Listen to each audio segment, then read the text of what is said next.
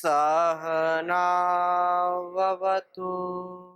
सहनौ भुनक्तु सह वीर्यङ्करवावहै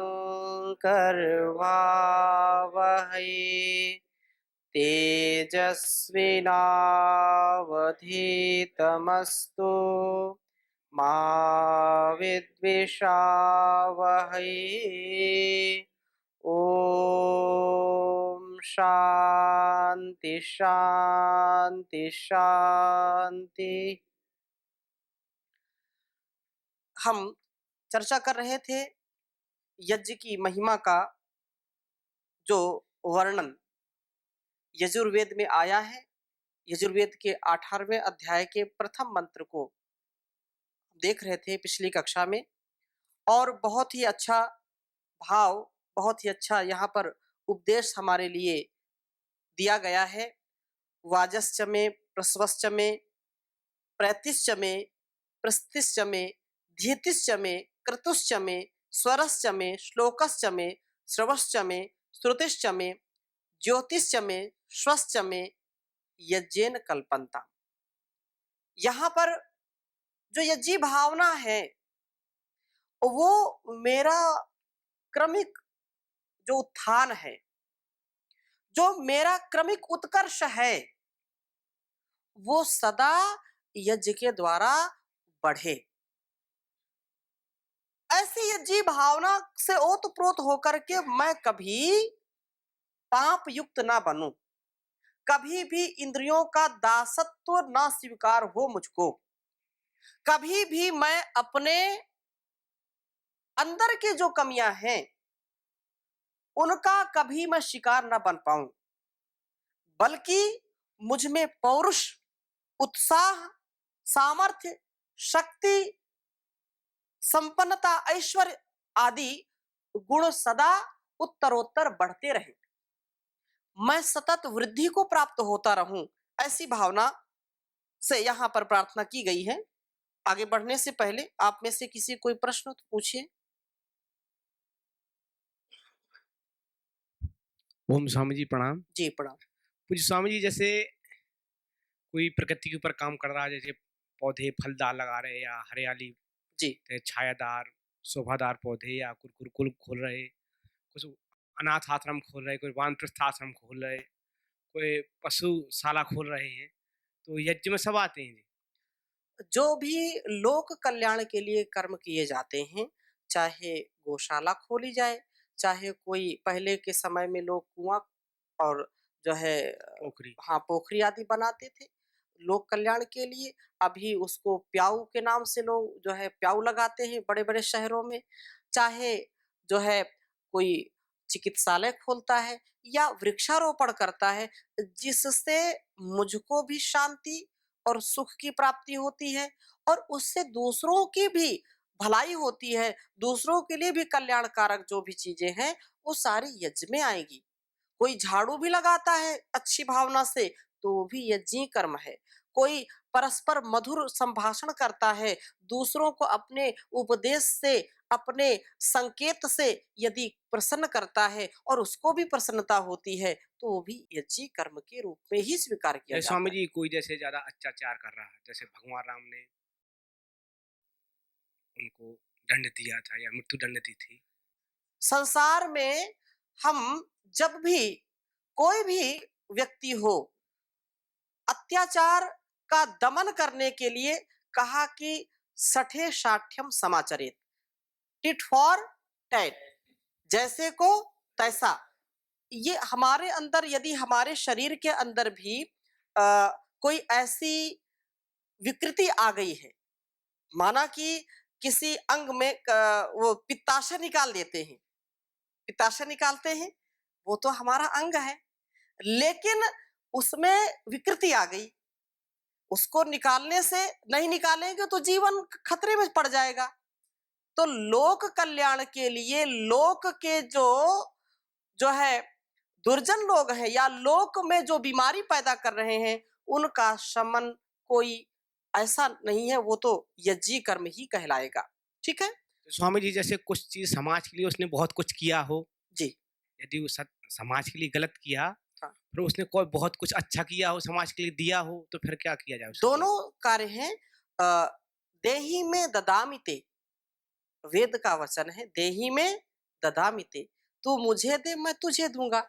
यदि सही दिया है तो सही मिलेगा, गलत दिया है तो गलत मिलेगा।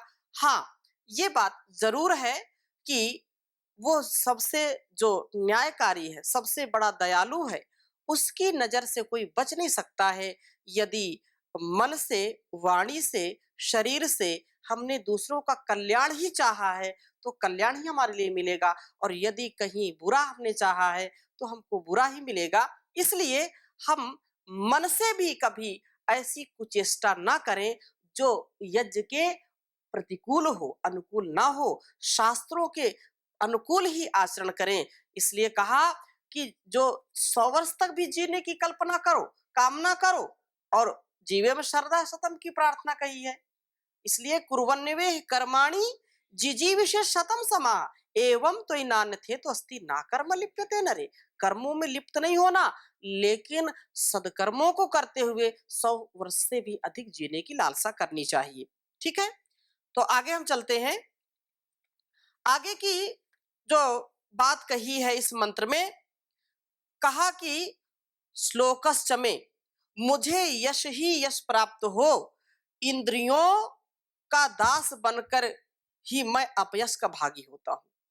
जब जब हम इंद्रियों की गुलामी करते हैं, जब जब हम अपने अंतःकरण या आत्म प्रेरणा को नहीं मानते हैं, रसना ने कुछ मांगा और हमने बिना जो है मर्यादा का पालन किए उसको दे दिया।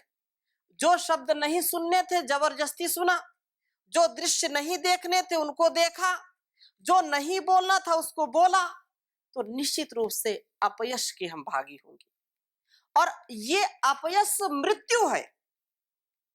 यश जीवन है, अपयश मृत्यु है। अपयश से बढ़कर के और कोई मृत्यु नहीं हो सकती है।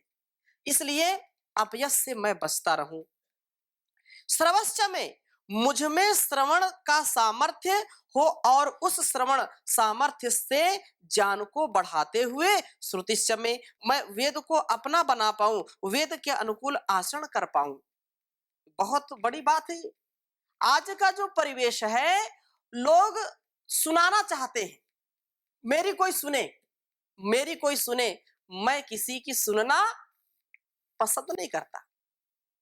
मैं क्यों सुनूं? इतना आक्रोश है, इतनी जो है अहंकार की स्थिति है, और 95 से 99% घर इसी कारण तबाह हो जाते हैं। मैंने अपने माता पिता की नहीं सुनी, तेरी कैसे सुनूंगी? हाँ, मैंने अपने भाई की नहीं सुना, तेरी कैसे सुनूंगा? ऐसी जो भावना है वो घर को तोड़ देती है, संबंधों को तोड़ देती है। दूसरी बात, जब माता पिता की जो बच्चा नहीं सुनेगा, जो माता पिता का प्रिय आचरण नहीं करेगा, वो अपने जीवन में धोखा खाएगा। इसलिए यहां पर कितनी सुंदर प्रार्थना की, श्रुतिश्च में, श्रवश्च में, मुझ में श्रवण का सामर्थ्य पैदा करो। कब कब, कितना सुनूं, कब कब इसकी सुनूं? भगवान योगेश्वर श्री कृष्ण जी का उदाहरण दिया जाता है कि शिशुपाल का वध किया, सामर्थ्य होते हुए भी उन्होंने शिशुपाल का वध पहले नहीं किया। चाहते तो एक गाली में ही उसका वध कर देते, लेकिन सुना 100, जब जो है 100वीं गाली पूरी हुई तब उसका वध किया। अर्थात हमारे अंदर सुनने का सामर्थ्य होना चाहिए। अरे क्या वही रोज रोज वही बातें सुनो, वही बातें सुनो। लेकिन इन बातों को सुनने से हमारे अंदर का जो कलमश है, हमारे अंदर की जो त्रुटियां हैं, हमारे अंदर का जो अज्ञान है, वो धीरे धीरे मिट जाता है, हमको पता भी नहीं चलता है। इसलिए महापुरुषों की वाणी को सुनना, वेद शास्त्र उपनिषद दर्शन की वाणी को सुनना, इससे कभी जी नहीं चुराना।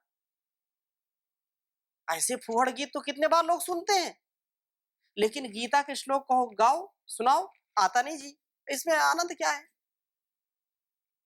इसलिए बार-बार इस बात को हम कहते हैं और हमको समझ में आनी चाहिए बात कि सुनना है, सुनाना है, तो वेद के वचन सुनिए, गीता के वचन सुनिए,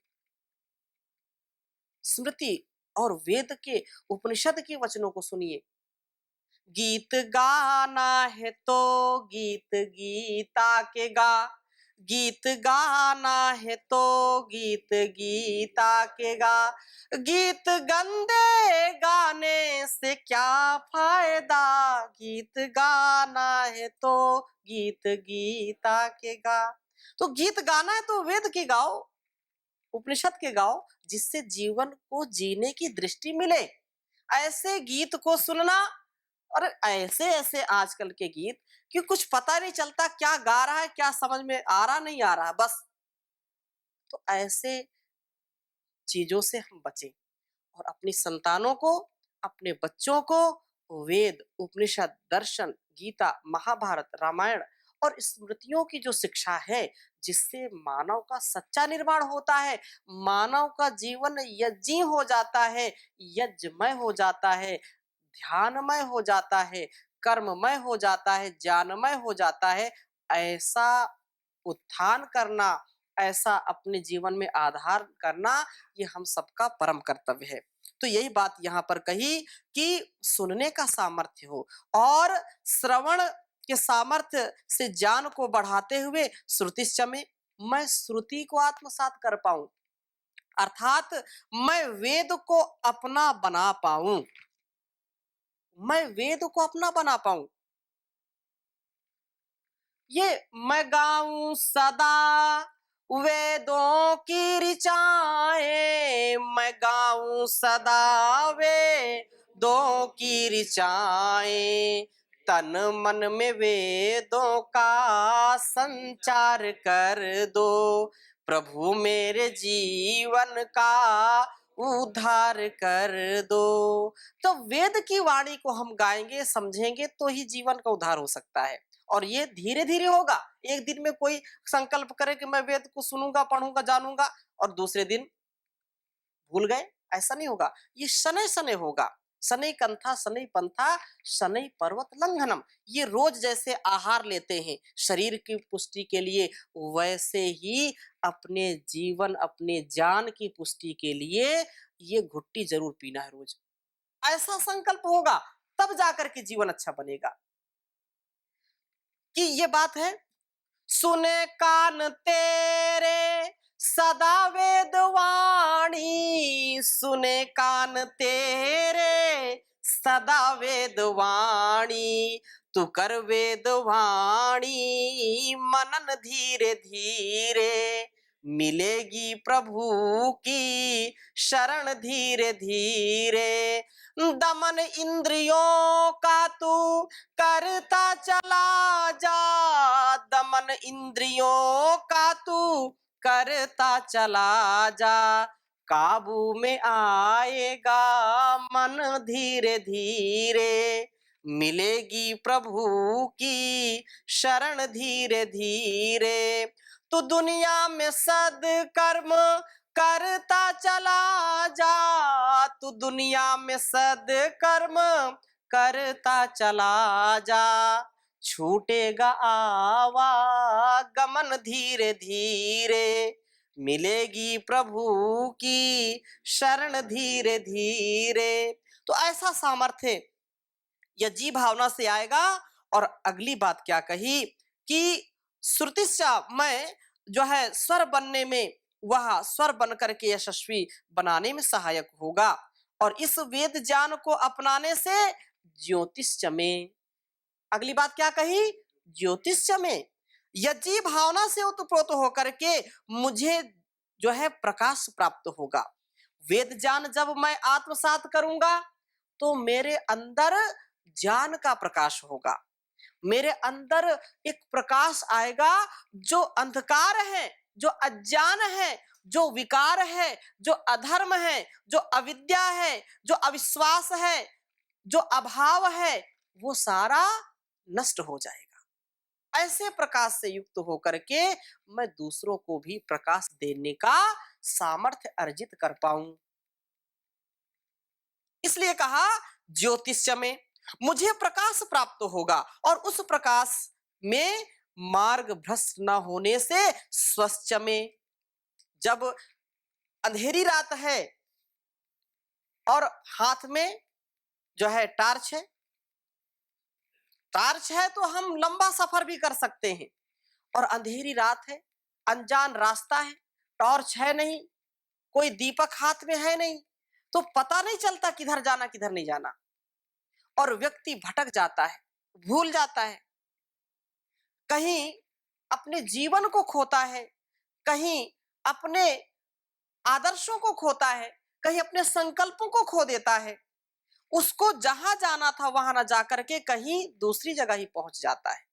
इसलिए ज्ञान का दीपक जला करके आगे बढ़ने से स्वच्छ में, अंतिम बात जो कही, स्वच्छ में यज्ञन कल्पन्ताम, अर्थात मुझे सुख प्राप्त हो अथवा मैं उस स्वयं दे दीप्यमान ज्योति परमात्मा को पाने वाला बनूंगा। यह परमात्मा मेरे को सतत उत्थान की ओर ले जाने वाला हो। ये यज्ञ भगवान मेरी जो नैया है वो पार लगाने वाला हो, ऐसा सामर्थ्य यदि आएगा तो व्यक्ति कभी भी दुर्गति को प्राप्त नहीं होता है। अतः ये जो प्रार्थनाएं हैं वो हमारे जीवन को एक प्रकाशमय, ज्ञानमय, देदीप्यमान करने वाली होती है। बार बार हम इस पर विचार करें, क्योंकि यह यज्ञी भावना से जो व्यक्ति ओतप्रोत होता है वो कभी भी इस मंत्र में जो भी बातें कही हैं कि प्रभु संपर्क के द्वारा, यज्ञ के द्वारा मेरे लिए जो भी शुभ कर्म है, जो शुभ गुण हैं, वो सब प्राप्त हो, मैं उससे अलग कभी भी ना होने पाऊं। ओम विश्वानि देव सवितर दुरितानि परासुव यद भद्रम तन्न आसुव। तो जो भी मेरे लिए कल्याणकारी गुणकर्म स्वभाव पदार्थ हैं वो सब मुझको उत्पन्न कराएं, मुझको प्रदान कराएं, मुझको चारों ओर से सुलभ कराइए, और मेरे अंदर की जो न्यूनता है, दुर्गुण, दुर्व्यसन, दुर्व्यवहार है, उनको परासुआ मेरे से दूर कर दीजिए। और जो भद्र है वो तन्न आसुआ, वो मेरे लिए है तो मुझको प्राप्त हो। ऐसी दिव्य भावना से यदि हम आगे बढ़ते हैं तो ही इस जीवन को और इस जगत को अच्छा बनाने में अपना योगदान दे सकते हैं और जीवन का उत्कर्ष प्राप्त होगा। और कोई दूसरा उपाय नहीं है। यदि इस उपाय से हम आगे बढ़ते हैं तो सतत हमारा जीवन उन्नत बनेगा। चाहे हम ब्रह्म यज्ञ करें, चाहे देव यज्ञ करें, और जो भी यज्ञीय कर्म है उनसे जब हम अपने आप को बांध लेते हैं, अपने आप की दृष्टि को हम जब संवार लेते हैं, आत्म दीपोभव जो बात कही है उसी से ये हमारा संपूर्ण वैभव हमको प्राप्त होता है। हमको कोई चीज ऐसी नहीं कि दुनिया में अप्राप्त है, नहीं प्राप्त हो सकी, इसका मलाल नहीं रह जाएगा, व्यक्ति खुशहाल हो जाता है। इसलिए ये उम्र जाने ना पाए, इस अवस्था को हमने प्राप्त किया है, उस परमात्मा की सर्वोत्तम व्यवस्था को प्राप्त किया है, तो इस अवस्था को ऐसे ना जाने दीजिए। इस व्यवस्था को जो मिली है वो जो है, कहते हैं ना कि समय बीती पुनिका पछताने का वर्षा जब कृषि सुखाने। अब यदि तुमको कुछ जो है अब पछताए हो तो क्या, जब चिड़िया चुग गई खेत, तो ऐसा ना हो। इसलिए इस जीवन को हम समझे, वेदमय जीवन को बनाए। वेद ही सच्चा धर्म है, वेद ही सच्चा ज्ञान है, वेद के बिना व्यक्ति का जीवन शमशान है। अतः वेद अनुकूल आचरण करना। जो श्लोकस्य का मतलब क्या है, मुझे यश ही यश प्राप्त हो, इंद्रियों का दास न बन करके अपयश का भागी न हो। श्लोकस्य इस अर्थ में प्रयोग किया है कि यश की प्राप्ति हो, अपयश ना हो। ठीक है, हाँ, यश ही यश प्राप्त हो, इंद्रियों का दास मैं ना बनूं। इसलिए प्रभात में और सायं में यज्ञ करें, ब्रह्म यज्ञ, देव यज्ञ और सारे यज्ञों का अनुष्ठान करें। किसी कवि ने बहुत अच्छी बात लिखी है, प्रार्थनाएं वेद मंत्र का ही सरलीकरण होता है, उसका भाव होता है। प्रभु नाम जप ले, सुबह शाम जप ले, यूं ही सारी उम्र चली जाए ना। प्रभु नाम जप ले, सुबह शाम जप ले, यूं ही सारी उम्र चली जाए ना। जब से मानव चोला पाया, तूने ईश्वर कभी ना ध्याया। दिन गुजार करके, बाजी हार करके, प्यारी प्यारी उम्र चली जाए ना। प्यारी प्यारी उम्र चली जाए ना। ओम नाम जप ले, सुबह शाम जप ले, यूं ही सारी उम्र चली जाए ना। ओम अक्षर हृदय में बसा ले, ओम अक्षर हृदय में बसा ले, उसकी महिमा का दीपक जला ले, उसकी महिमा का दीपक जला ले। सच्चे नाम के बिना, अच्छे काम के बिना, सच्चे नाम के बिना, अच्छे काम के बिना, यह तुम्हारी उम्र चली जाए ना। यह तुम्हारी उम्र चली जाए ना। ओम नाम जप ले, सुबह शाम जप ले, यूं ही सारी उम्र चली जाए ना। रहता हर वक्त हैरान क्यों है, रहता हर वक्त हैरान क्यों है, बंदे पल पल परेशान क्यों है, बंदे पल पल परेशान क्यों है।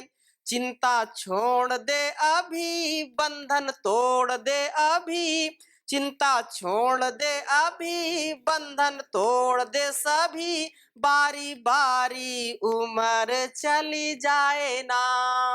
ओम नाम जप ले, सुबह शाम जप ले, यूं ही सारी उम्र चली जाए ना।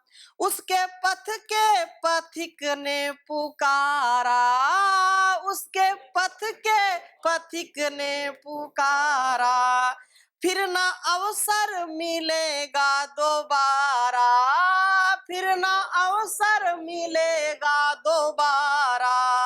यह विचार कर ले, बेड़ा पार कर ले, यह विचार कर ले, बेड़ा पार कर ले, नर नारी उम्र चली जाए ना।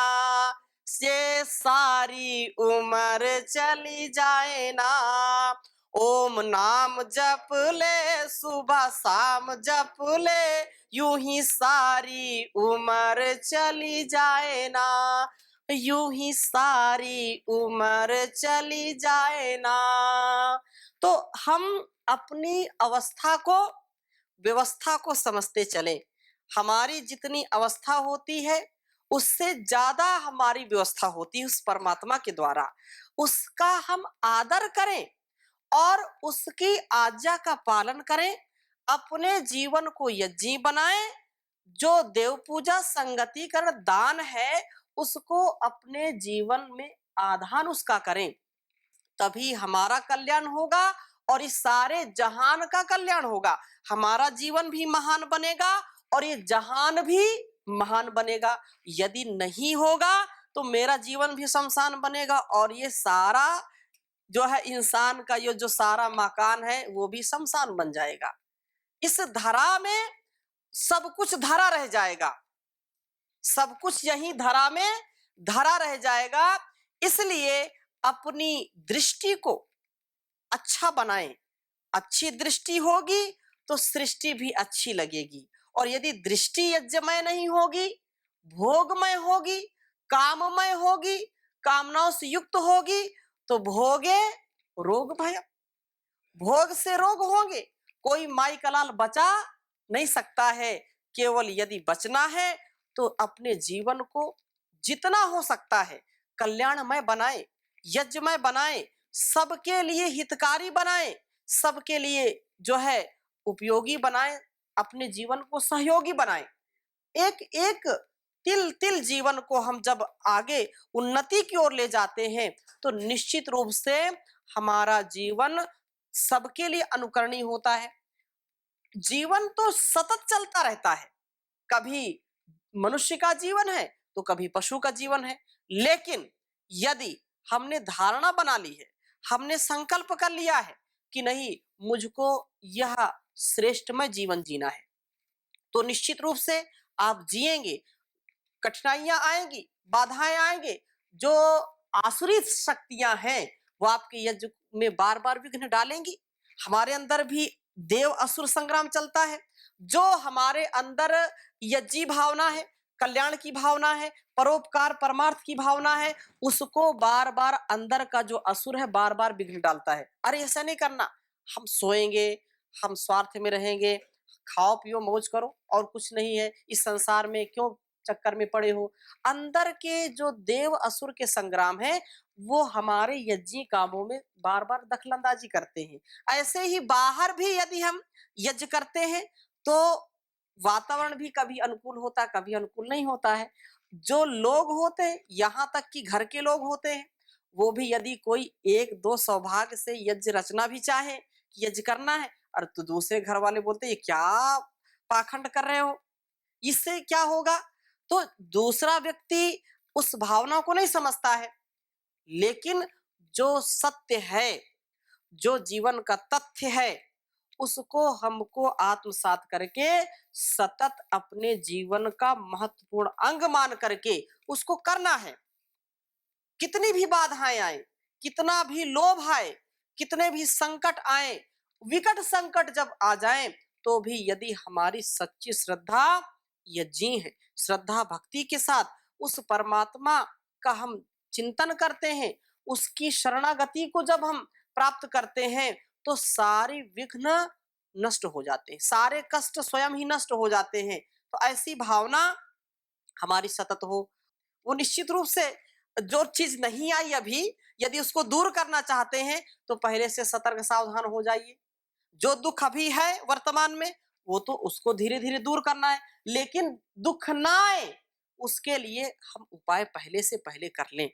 ऐसा नहीं कि देखा जाएगा जब होगा, जब अ, आग लग गई मकान में, तब कोई कुआं खोद करके उसको बुझाना चाहे तो कैसे बुझा पाएगा। इसलिए आग लगने से पहले हम पानी की व्यवस्था कर लें, अपने जवानी को ऐसे व्यतीत ना करें। तो आज की कक्षा में यही तक, शेष चर्चा अगली कक्षा में करेंगे अगले मंत्र के साथ। ओम शांति शांति शांति।